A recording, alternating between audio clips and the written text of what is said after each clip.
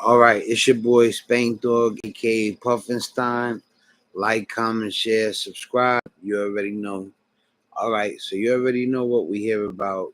We hear about basketball, NBA action. Luka Doncic finally has made it to the finals.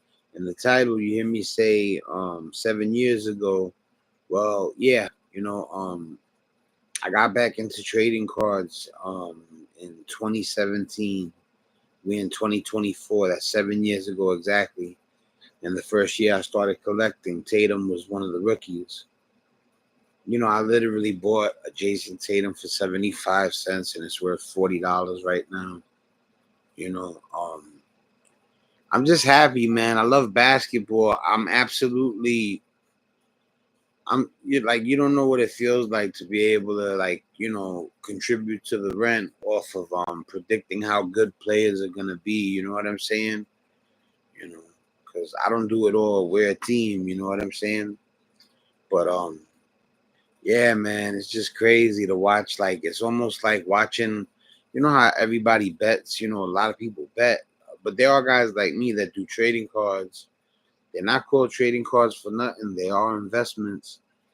I tell the story in one of the other videos about how I would see investment and I would like laugh, like, it ain't that serious.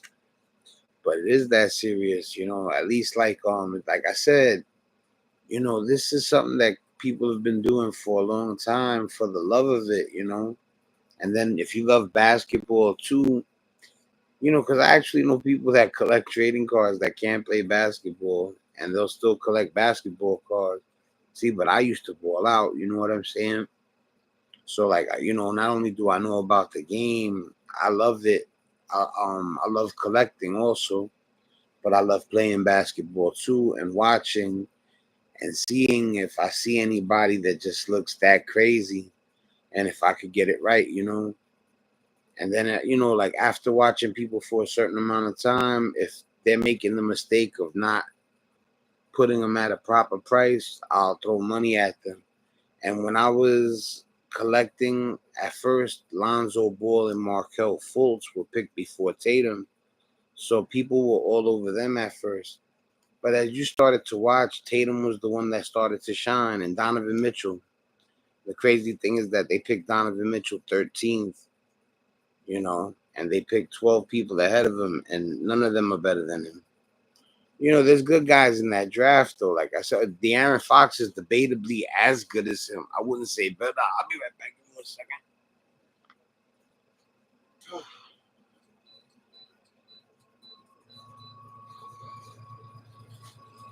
Put the AC a little higher. Oh, got my autism hat on. You already know. Thanks to my homie Big Rich. You know what I'm saying?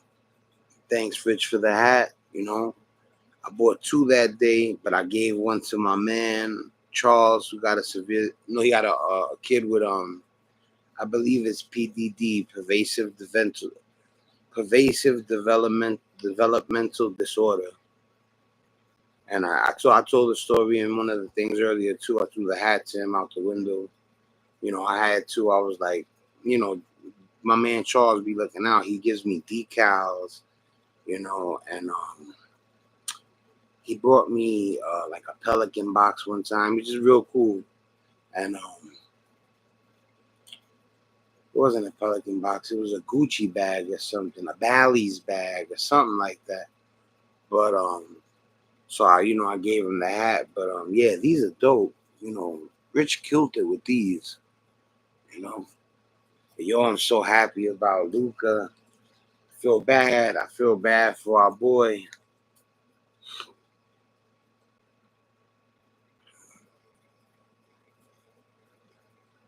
I feel bad for our boy Anthony Edwards. The crazy thing though is that these went through the roof, man. People really think that this kid got a good shot. He was doing good today. He didn't do that bad. I think he started getting cold towards the end once they started getting blown out. But I would like to see his stats for the day. You know what I'm saying? Give me 1 second. I'm gonna see if I can pull up the box score.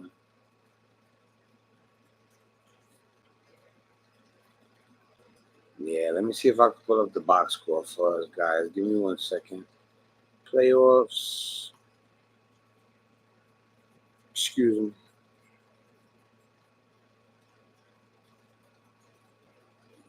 Give me 1 second. I'm looking to see if they got the box score.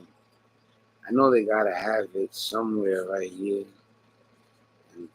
NBA, NBA, home scores. I think I got it, people. Box score, I got it. All right, hold on 1 second. I'm gonna share it with you guys. Share screen. Um, I believe it's this, and share. Now you should be able to see the box score. You know, I gotta scroll it upwards. Give me 1 second.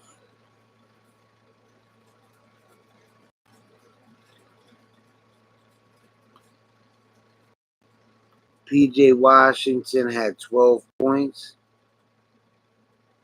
Kyrie and Luka had 36 apiece. That's insane. Let me see how much Anthony and Carl Anthony Towns had. I'll put that for you guys right now. There goes Anthony Edwards and Carl Anthony Towns. See, I told you they had decent games. Anthony Edwards went 10 from 18 for the field. You know, Carl Towns went 9 for 20. They had good scoring outputs. Let's see the rebounds. Towns had 12 rebounds and 28 points. And Anthony Edwards almost had a triple double. Wow. I didn't know they played that good in a blowout. I don't even understand that. Like, I'll leave it right here so you guys can see the stats right there for a second. But yeah, check that out. You know, that's the box score. You guys want the answers? There you go. I'll give you another little look at it real quick before I stop sharing the screen. You know, I'll stop right here so you can see the categories. You know, that you see the points, you know. And then I'll go back up to the Dallas Mavericks starters. You see the 36 to 36. And then I'm gonna have to stop sharing. All right, I do that because I want it to be my own content, and I don't want nobody saying, you know, you jacking box scores or whatever. So, but yeah, you got to look at it. You seen what happened. This is just the truth, and I don't know if I said this one in a previous post, but it's too much firepower. You seen it in the box score. If look at the box score, you could rewind it and look at the box score. In the box score, it tells you that Anthony Edwards had an efficient 28 point, almost a triple double, almost a 28-point triple double, and Carl Anthony Towns had 28 points and 12 rebounds on efficient shooting, 9 for 20 from the field, right? I'm sure there's things that you could point out because they lost by 30. You know what I'm saying? They were down 36. They lost by like 25 or whatever. But how does one player have 28 points, 12 rebounds? He didn't miss a ton of shots. Then the other player has 28 points on 12 of 18 or 10 of 18 from the field. And he's knocking down threes. And he almost had a triple double. You know, and like you would have thought they would have shot horrible from the field, but like I said, I put the box score earlier. You can rewind it. The stats for the two main guys on the Timberwolves weren't bad at all. But you know, you notice they had 28 and 28, and Luka and Kyrie Irving had 36 and 36. That's your difference right there. Anthony Edwards and Carl Anthony Towns don't equate to what Luka Doncic and Kyrie Irving output. Kyrie averaged 26 points a game. Luka averaged 34. They average 60 points a game between the both of them. Now go look at Anthony Edwards' average and Karl Anthony Towns' average. It don't come out to no 60 points a game. Maybe 44. You know what I'm saying? Talking about between two guys, 60 points a game. And you seen it today. You know, to be honest with you, I think Luka Doncic and Kyrie could take the Celtics. You know, Tatum is like, I don't know. Sometimes I watch Jason Tatum play and I don't even know he has that many points and that many rebounds and stuff. But that don't erase the fact that they had the best record in the NBA this year. You know what I'm saying? So you know, Ant-Man got busy though. I'm proud of him. It's only he played 2020, he played 2021. Yeah, he played the 2020, 2021, 2022, and this is the 2023 season. This is fourth year, you know, and he's like 22 years old, I think. Something like that. 22, yeah, 22, 23, something like that. But Karl Anthony Towns, I feel bad for him too, you know what I'm saying? But they were just outgunned. Rudy Gobert is nasty. But like, I don't know. Let me take a look at his stats real quick. I'll tell you real quick what he did. All right. Rudy Gobert. Let's see. Rudy Gobert. Um Rudy Gobert stunk it up.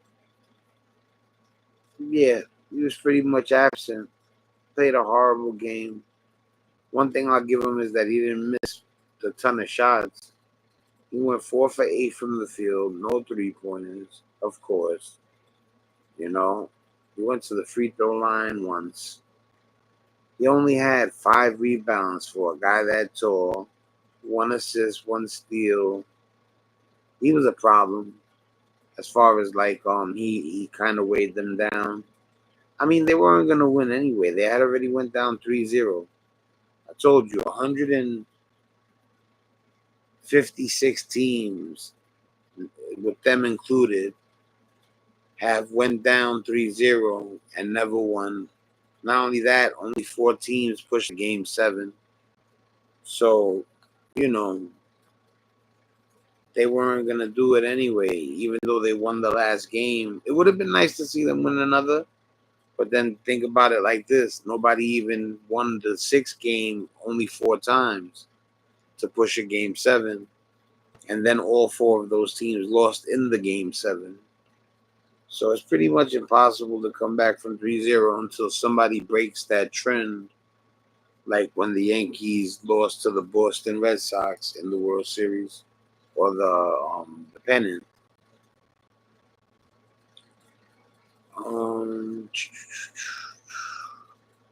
Yeah, Rudy Gobert was like I wouldn't say, I mean, he didn't show up, you know what I'm saying? But that was too big a blowout anyway. I'm telling you, Daniel Gafford and Derek Lively are the real true X factors. And I'm going to tell you something else too. Derek Jones, James Hardy, Josh Green, they're doing better than people thought they were going to do.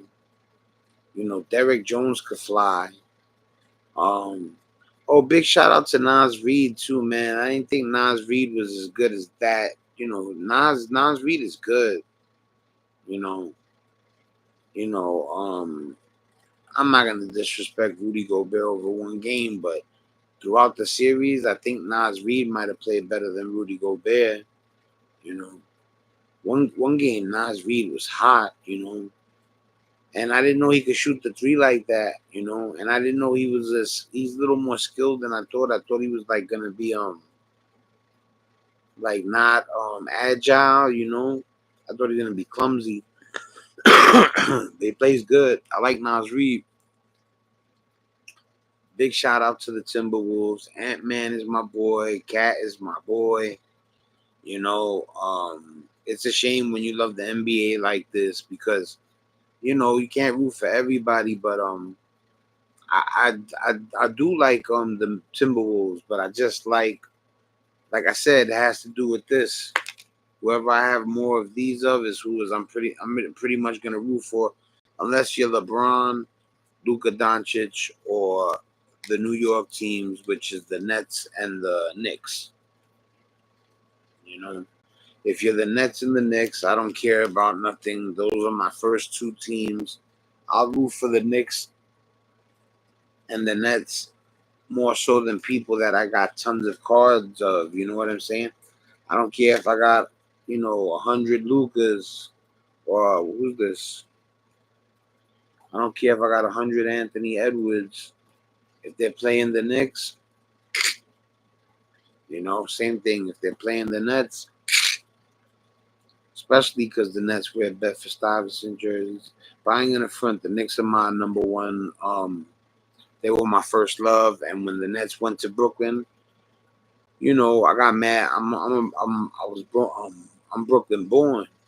You know what I'm saying? And then they wear Bed-Stuy jerseys, and I'm from the Star. So but then the Knicks, Patrick Ewing, Latrell Sprewell, Allen Houston, Marcus Camby, Patrick Ewing, Larry Johnson, John Starks, Anthony Mason, Charles Oakley, Charlie Ward, Chris Childs, all of them. Those are my guys. You know what I'm saying? So I could never turn on the Knicks, and I could never turn on the Nets. So if Luka or LeBron ran into them, I'd have to root against them, even though those are my two favorite players. You know, and yeah, it's been great. The NBA has been great. Like I love the way I wish Tyrese Halliburton would have won, especially because of Miles Turner and Pascal Siakam. I would have liked to see them win another game or two. That would have been cool. But getting knocked out is getting knocked out, I guess.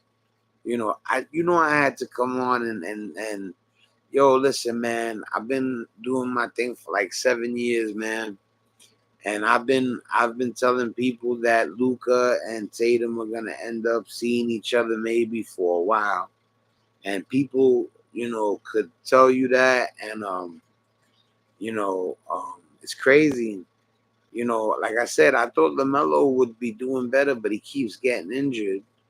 You know what it is? These tall guards, man. They're really like the ones that are really good, like Luka, LaMelo, Anthony Edwards, um, what's the one that I just named? Um, said Luka, LaMelo, Anthony Edwards. Oh, Jason Tatum. When you got Tatum, Luka Doncic, LaMelo, LeBron, Anthony Edwards, like guys like that.